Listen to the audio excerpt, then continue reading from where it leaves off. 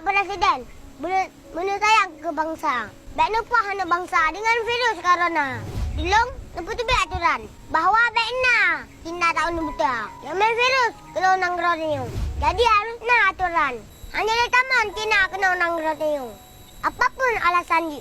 Dan apabila perlu, yang kena suah tahu saya. Notijik Pak Jokowi, yang notijik Rono, dia sebagai mentang Presiden. Keban, tijik. Jangan baca mentang Presiden. Kucak kanan. Bapak nak nak buka aturan. Nak kena tahun, dia letak mang kena undang Malaysia. Pak Presiden. Dari makut ke kafe Cina. Daripada mati anu bangsa kena virus corona, vega Cina. Beta mang kena undang Malaysia. Nama pom, Pak Presiden Jokowi. Menancit bapak-bapak wakil rakyat. Cipika saat benar undang-undang. Yang larang Cina, tamang undang-undang tayo. Bel-belak, bapak dewan yang dari Aceh. Berbohong abang tu makut. Baik ia kaya gaji.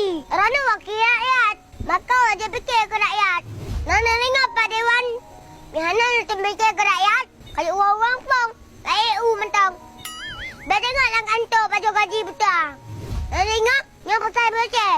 Kemayang-mayang. Menancit baca tik dan pesan. Kemandam rakyat Aceh. Dan segan-segan baju produk Cina. Dan baik beliau produk Cina bah. Karena takut narak roh Cina dalam makanannya.